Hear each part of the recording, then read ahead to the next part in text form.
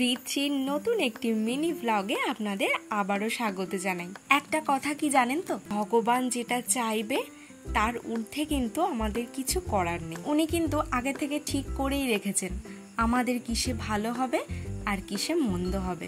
ঠিক তেমনই দেখুন না, আজ এত একটা ভালো দিন, কৌশিকী অমাবস্যা। সবার মুখে শুনি যে প্রতি বছর এই দিনটাতে মায়ের মন্দিরে গিয়ে পুজো দিয়ে আসে, কিন্তু আমার যে প্রতি বছর যাওয়া হয় সেরকম কিন্তু নয়। ঠিক সেরকমই এবছরও যে যাওয়া হবে এটা কিন্তু আমি আশা করিনি, কিন্তু ওই যে বললাম মায়ের ইচ্ছা থাকলে সব কিছু হয়। তো সেরকমই আজ অফিস থেকে ফিরেই বড়মশাই বলল, থেকে যখন তাড়াতাড়ি চলে এলাম চলো কয়েকটা কাজ ছিল একটু মিটিয়ে আসি, রাজ্যরও একটু ঘোরা হয়ে যাবে। তো আমিও তড়িঘড়ি করে রাজ্যকে রেডি করিয়ে বেরিয়ে পড়লাম। বেরিয়ে আমরা যখন কাজ কমপ্লিট করলাম তখনও দেখলাম হাতে অনেকটাই টাইম আছে।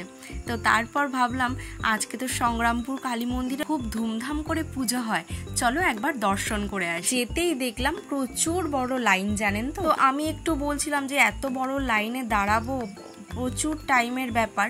তো দেখুন মায়ের ইচ্ছা থাকলে সব কিছুই হয়। ওখানে যেতেই কোনোভাবে না লাইনটা ব্রেক হয়ে গেছিল, তো তার মধ্যেখানে আমরা ওখানে যেতে পেরেছিলাম।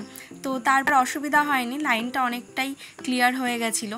তারপর আমরা মায়ের দর্শনটা করলাম। সত্যি আজকে মায়ের দর্শন পেয়ে তারপর প্রসাদ পেলাম, মানে পেয়ে আমার মন তো ভরে গেছিলো। আমার খুব ভাল লাগছিল যে আজকে আমরা বেরোবও ঠিক ছিল না, মানে কোনো কিছুই আমাদের ঠিক ছিল না, কিন্তু হঠাৎ করে সব কিছুই পেয়ে গেলাম, সব কিছুই হয়ে গেল। আমাদের রাজ্যবাবুও কিন্তু প্রথম মন্দিরে গিয়ে পুজো দেখলো, ওর খুব ভালো লাগছিল, আর ওখানে গিয়েও খুব মজাও করছিল, প্রণাম করছিল। কিছুক্ষণ খেলাধুলা করার পর বাবু আর নিচে থাকবেন না, তারপর আমার কোলে উঠে আসবে।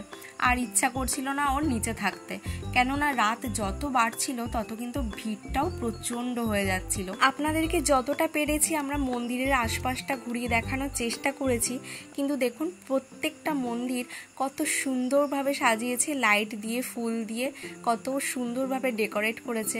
আমার তো দেখে সত্যি মন প্রাণ ভরে যাচ্ছিল। আমি অনেক বছর আগে গেছিলাম, কিন্তু এবছর গিয়ে যেন আরো নতুনভাবে মন্দিরটাকে দেখলাম।